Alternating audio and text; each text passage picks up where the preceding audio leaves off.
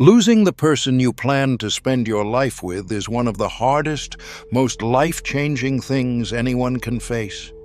It's not only the pain of missing them, it's also the sudden wave of decisions you're expected to make, all at once.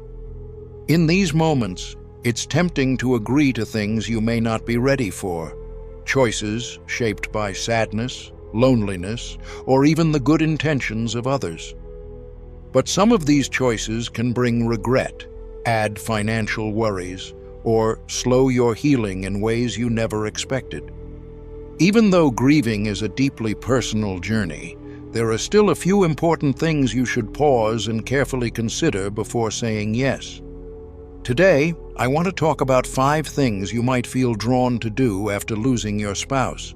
These are decisions that seem helpful at the time, but sometimes make the road ahead more difficult. I hope you'll stay with me through the end, because this is not just about avoiding mistakes. It's about making room for hope, finding solid ground again, and surrounding yourself with the support you truly need. Let's get started. First, let's talk about making big money decisions too quickly. When someone we love passes away, it's common to feel rushed into handling finances. Suddenly, you're the one managing all the accounts, paperwork, and deciding if you should keep or sell your home. In the fog of grief, quick choices can feel comforting, like you're taking charge. But loss clouds our thinking, and something that feels wise today may bring difficult feelings later. Consider Susan, a widow at 73. Friends and family urged her to sell her house soon after her husband died, hoping to help her save money and start fresh. So, after more than 4 decades, she sold the house and settled someplace new. When the shock wore off, Susan realized she missed everything familiar: her dear neighbors, her routines, and the comfort of the home where she and her husband had built a life. She hadn't given herself space to process her loss. Instead, she made a permanent change while her emotions were still raw.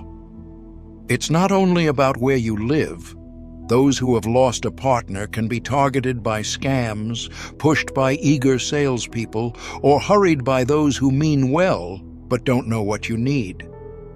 If you're pressured to move money, sign documents, or invest right away, stop. Pause, take a breath, and hold off for now. Even giving gifts to children or charities can feel comforting at first, but if you do so before considering your own needs, you may face challenges later. Financial experts often suggest a 1-year rule, waiting at least 12 months before making major, lasting financial decisions. This gives you time to find your footing and protects you from mistakes you can't take back. Losing a spouse is already a huge leap into the unknown. Be gentle with yourself. Reach out to a trusted friend or advisor, and remember, the best decisions come from a clear mind, not from the depths of grief. Second, be careful not to drift away from the people who care about you. It's natural to want time alone after your spouse dies. Sometimes solitude feels like the only way to breathe with the weight of grief. But too much alone time can quietly turn into isolation, and that can create its own set of struggles.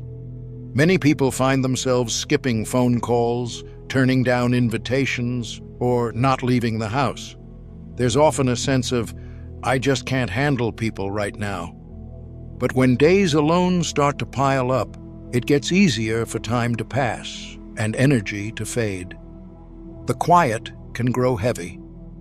Let's look at Henry, a man of 79, whose wife passed after 53 years together. At first, he stopped answering calls from his family and avoided social gatherings. He thought nobody could truly understand his pain, and honestly, he didn't want to try.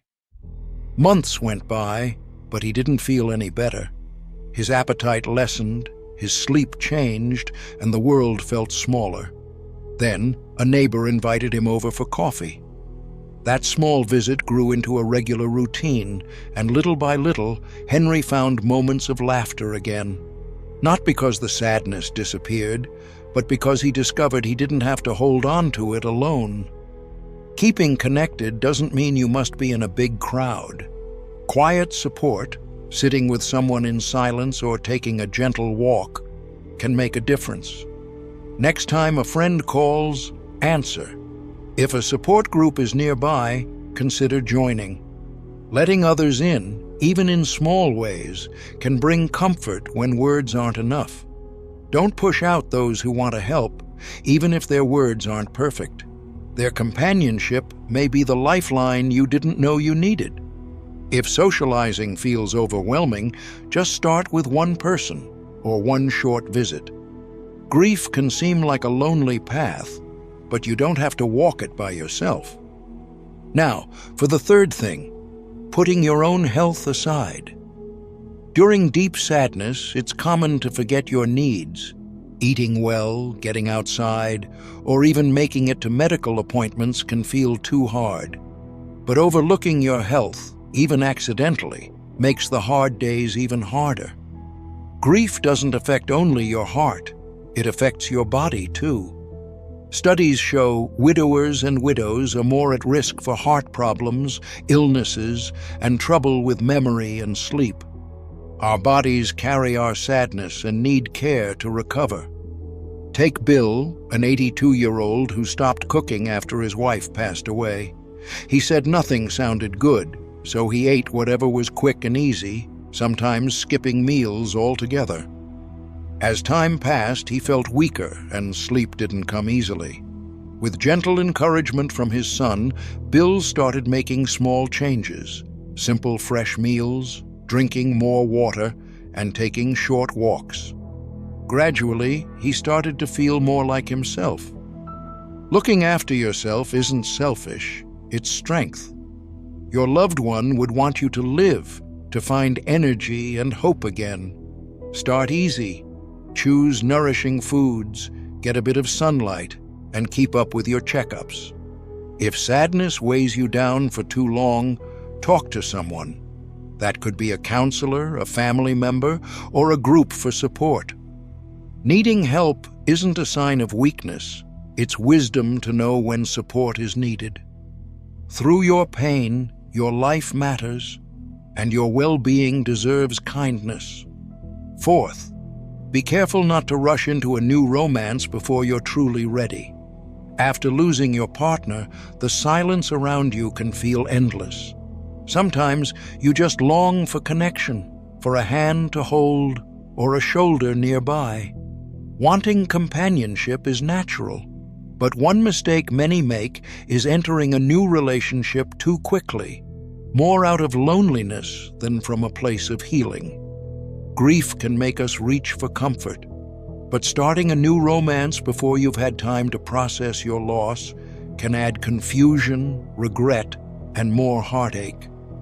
Let's talk about Mary, a 73-year-old widow. She met someone just a few months after her husband's passing, and at first, the company felt like a relief. The attention and change were welcome. Soon, though, Mary realized she was moving too fast. She became overwhelmed, felt guilt, and sensed she was betraying the memory of her late husband. She chose to step back, not because the new person was unkind, but because she needed more time to heal in her own way. There's nothing wrong with wanting love again or companionship. Timing, however, matters. A healthy relationship should grow from healing and peace, not from needing to fill a gap left by loss. Grief sometimes puts us at risk around people who may not have our best interests at heart, including strangers or those looking to take advantage. So, trust yourself. Take your time. If something feels off, don't brush it aside. Real love, when it comes, will wait for you to be ready. It's not about escaping grief. It's about finding peace with your story, and then welcoming new connections when you're truly ready. Fifth, holding on to every belonging and being unable to part with anything. When your spouse is gone, even their smallest things, a pair of slippers, a coffee mug, a sweater, can seem profoundly important. Letting go of any of them can feel like losing a part of them all over again. Many widows and widowers keep everything the same, closets untouched, drawers unopened, their loved ones' things exactly as they left them. And while holding on to what is special is natural, keeping it all can make the grief feel heavier, not lighter. Think of Frank, 77 years old. He kept his wife's shoes by the door for over a year because moving them just hurt too much. But passing by them every day was a sharp reminder of his loss. Eventually, he chose a few precious items: a favorite necklace, a handwritten note, a framed photo, to keep close, and started to let go of the rest. Not so he could forget, but to welcome some peace back into his life. You don't have to rush or clear everything out in one day. Choose what truly comforts you and notice what might be holding you back. Sometimes, remaking a possession, like turning a shirt into a blanket, passing a book to a grandchild, or making a memory box, can be a gentle way to honor their life.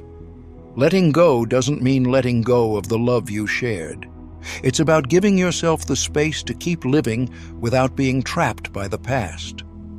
Go at your own pace. This process is yours alone. When you're ready, even small steps matter. And remember, you're not losing your spouse. You're finding new ways to remember and honor them.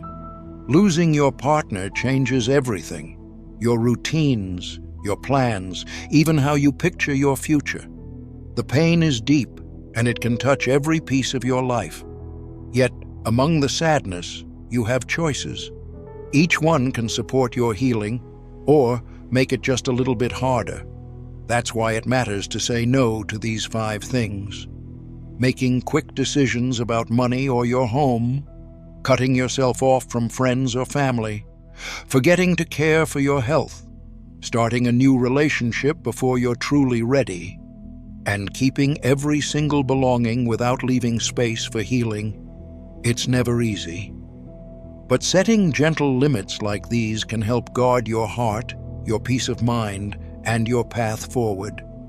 Remember, moving ahead doesn't mean leaving your spouse behind. Healing is not about letting go of love. It's about honoring their memory in a way that supports your life too, with steady steps, with hope, and yes, in time, with moments of happiness again. I'd love to hear what you think. Did any of these ideas stand out for you? Have you gone through something similar or learned something new about grief along your journey? Please share in the comments and let us know one thing you're taking away from today and how it might help you.